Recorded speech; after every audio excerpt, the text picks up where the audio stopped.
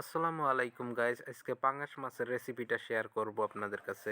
ভাত হয়ে গেছে, এখন নামিয়ে নিব। তারপর বসিয়ে দিলাম কড়াই। এখন জিরে ভেজে নিব।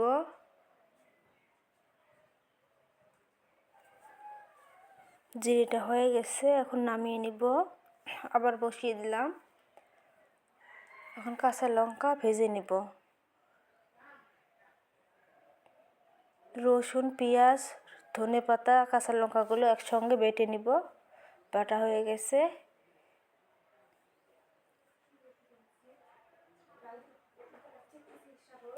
এখন পেঁয়াজ কেটে দিব। পেঁয়াজ হয়ে গেছে, এখন তেল দিয়ে দিলাম। এখন মশলা বেটে রাখা মশলাগুলো দিয়ে দিলাম। স্বাদ মতো লবণ, হলুদ, লঙ্কার গুঁড়ো। এখন নেড়ে নেব। সামান্য পানি,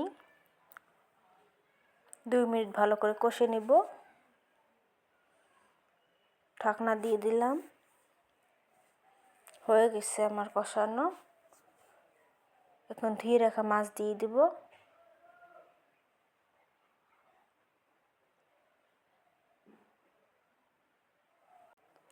এখন কষানোর জন্য হালকা একটু ঢেকে দিলাম।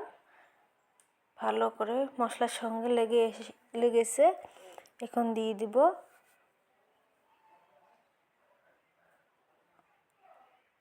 ভাজা হয়ে গেছে। এখন দিয়ে দিব পানি, সামান্য পানি মাছটাকে কষানোর জন্য। পাঙ্গাস মাছ এইভাবে রান্না করলে গন্ধ থাকে না। আবার ঢেকে দিলাম।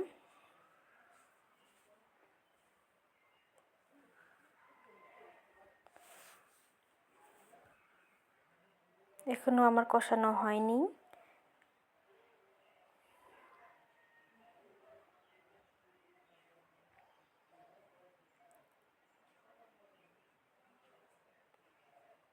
প্রায় কষানো হয়ে গেছে। আবারও দিয়ে দিলাম পানি ঝোলের জন্য।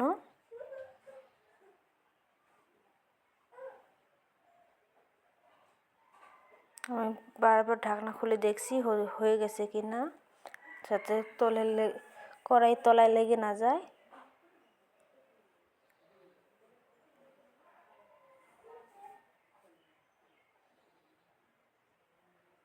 এবার হয়ে গেছে, ধনেপাতা দিয়ে দিলাম।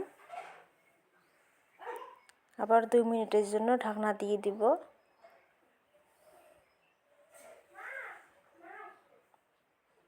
আমার রান্নাটা প্রায় কমপ্লিট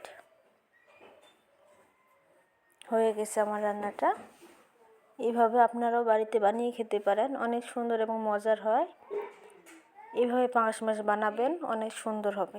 সবাইকে আসসালামু আলাইকুম, খোদা হাফেজ।